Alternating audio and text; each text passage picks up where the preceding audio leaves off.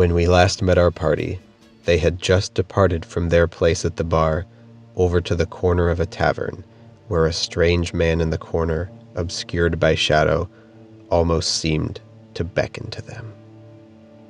And we pick up today as they're still doing that because no time has passed. After sitting with the man and talking to him for a while, they got to learn that his name was Ismark, and his sister was in great danger, and his father, the only one who could protect her, was, as they say, knocking on heaven's door. He also told the party that a vampire ruled over these lands, but that was neither here nor there to the party who, at this point, had only really committed to becoming drug dealers. Having no pressing matters to attend to, the party accompanied Ismark to his home to meet his sister Irina.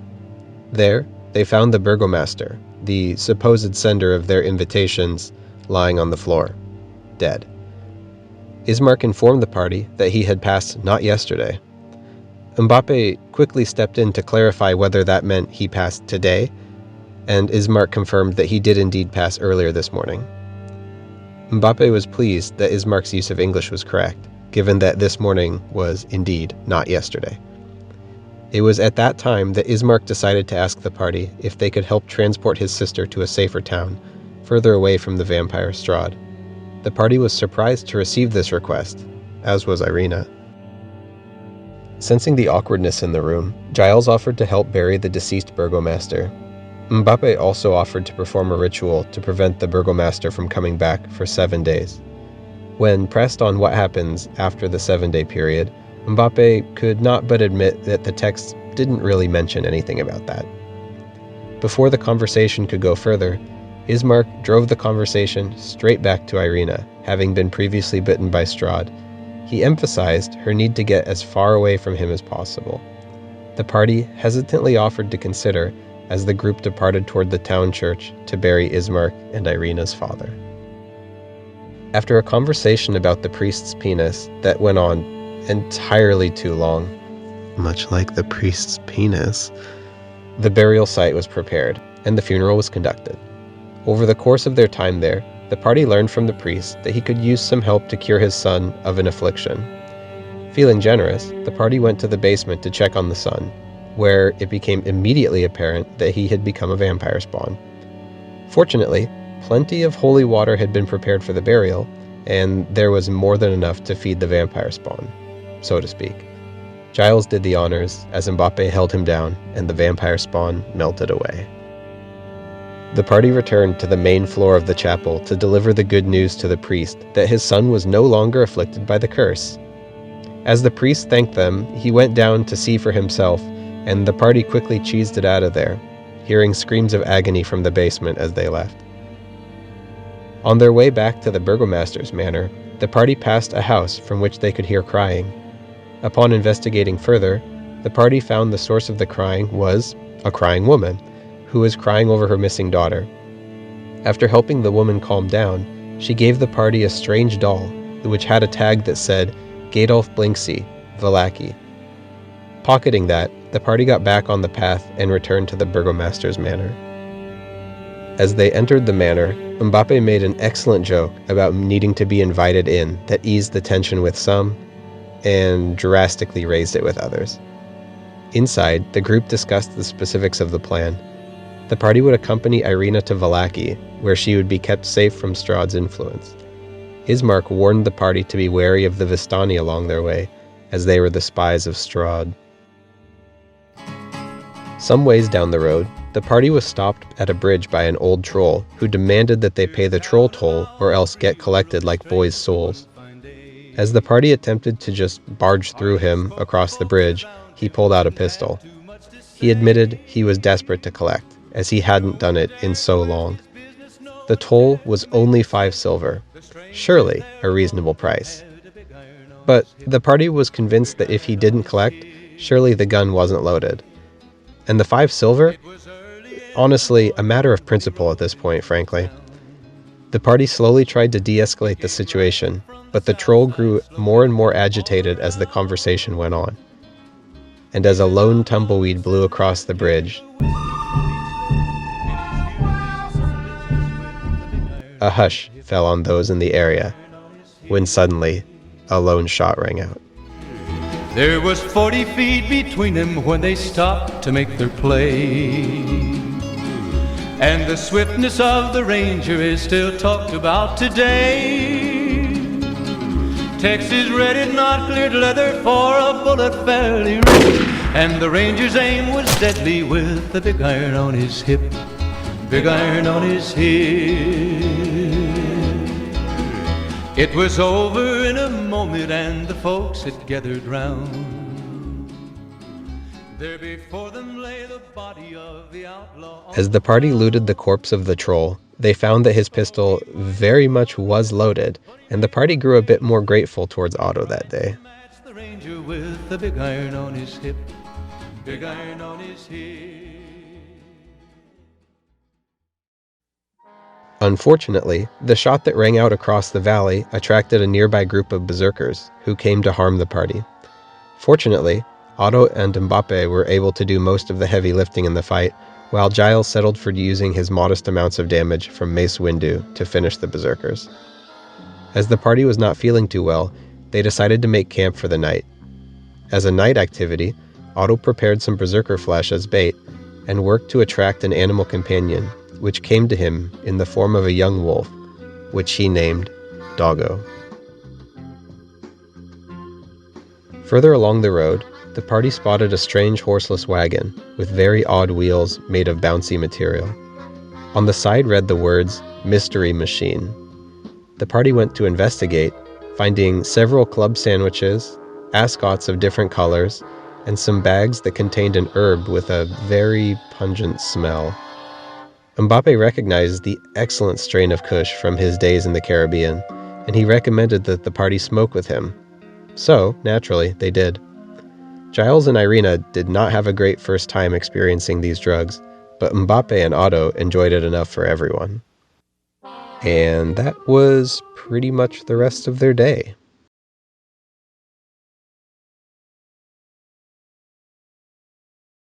As their buzz died down, the party exited the carriage and departed up a side path along the hill which happened to be next to them. Coming to a cave at the top, they found 4 teenagers and a dog. "Jinkies, new people," said the cute one with glasses. The blonde man of the group stepped forwards towards the party and said that their van was heading towards the malt shop when suddenly they found themselves in this cursed land. And upon hearing noises, they ran here for safety. They discovered that the cave was full of pirate ghosts, and they wanted to solve the mystery. That all sounded great to the party, who were honestly probably a combination of still high off their asses or just confused in general and were not understanding anything. Joining up with the mystery gang, they did what any sensible adventuring party would do, and they split up, gang.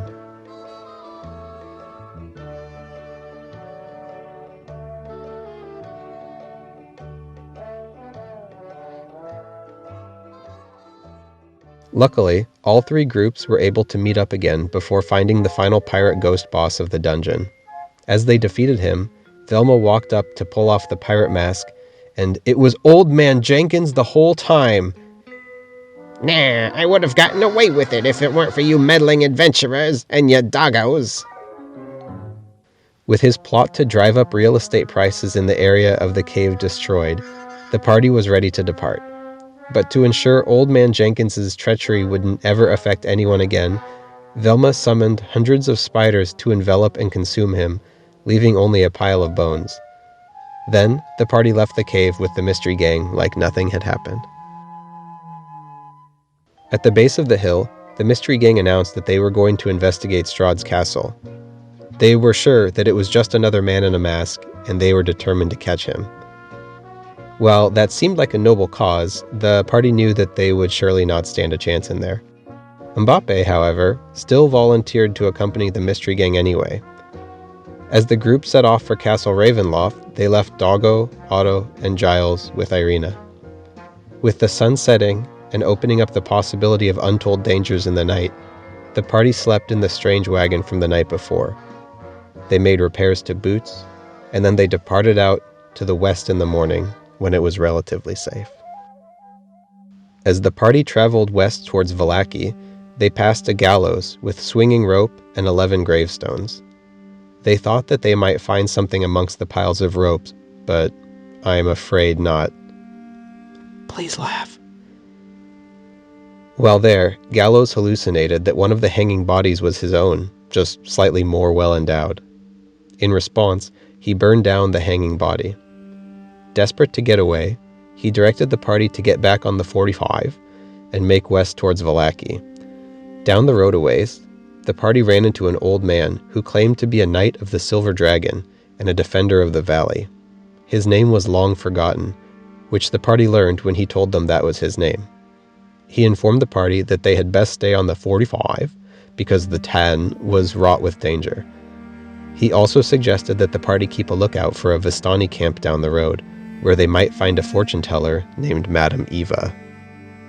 Eventually arriving at the Vistani encampment, despite still having Irina in tow, and also despite Ismark's very specific warning just one session ago, the party entered the camp. Giles introduced himself to the Vistani as Long Forgotten, which was unfortunately a very easily disprovable statement, as apparently Long Forgotten had very recently rode through the camp. Before long, a Vistani pointed to Irina and asked who she was, prompting Giles to cast Cone of Silence on the party, so they could figure out a plan to avoid the supposed spies of Strahd finding out who Irina really was. Luckily, the Vistani were distracted when the party began to talk about the odd things they had seen along the road to get there. The party was directed to Madame Eva, a fortune teller in the camp. After discussing how she told fortunes by placing cards in attack mode or defense mode, she shushed the party and laid out prophecies of their future. An evil tree grows atop a hill of graves near the ancient Dead Sea. Ravens will help you find the treasure there. The Vistani have what you seek. A missing child holds the key to the treasure's release. For the weapon you seek, the Wizard of Wines, in wood and sand the treasure hides, and that totally rhymes.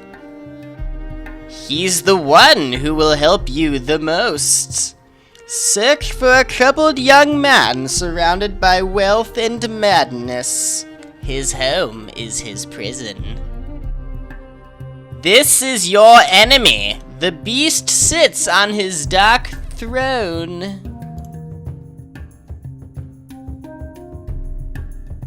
Madame Eva also gave a fortune reading to Doggo.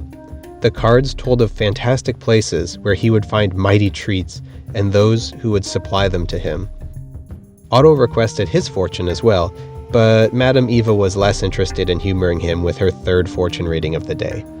Otto received the message quite well. After the two had departed, Giles lingered in the hopes of getting his fortune. Madame Eva turned and asked Giles, Tell me what it is you seek so that your reading may be on fleek. Giles asked about spreading religion in the lands of Barovia, and Madame Eva consulted her cards. Her hands shook as she pulled the last card, a foreboding-looking king. Her face turned serious as she looked up and said, Look for a girl with glasses. This girl commands dark forces, and she has naught but 0 horses. For the irony is that this is a king, but this is a woman who holds the ring, and this ring indeed commands the forces, not of God, but Athon. Look for a woman who has mastered the Necronomicon. For panties she has, you must contain your faith. If you don't, you will find only, a wraith. Naturally, Giles asked for clarification, only to be met with, My reading is over! I hope you don't go to the cliffs of Dover. Ask not more of me, please. I have to go now and pee. It is taxing to do so many card readings. No more rhymes. Blippity blippity bleedings. Now get the fuck out of my tent, or I shall ask you to pay rent. And so with that, Giles departed. Needing a place for the night, the Vistani graciously offered the party the chance to make camp there. As the hours grew late, the party engaged with young Vistani in the camp, even betting them one of the party's pistols over a footy match. The match did not go well, as the Vistani were surprisingly athletic, and Giles proved to be an especially cardable player, which opened up the chance for the Vistani to score the game-winning goal on a penalty kick. Fortunately, the party was able to steal back their lost possessions, as well as a ton of money once everyone had gone to sleep, thanks to a chain of some excellent rolls. And so, to avoid being caught, the party departed first thing in the morning. Naturally, they hopped on the 45 to merge back with the 12, but they avoided the 10, because everyone knows, like, on the 10, traffic is whack. And along the 45, the party continued to travel.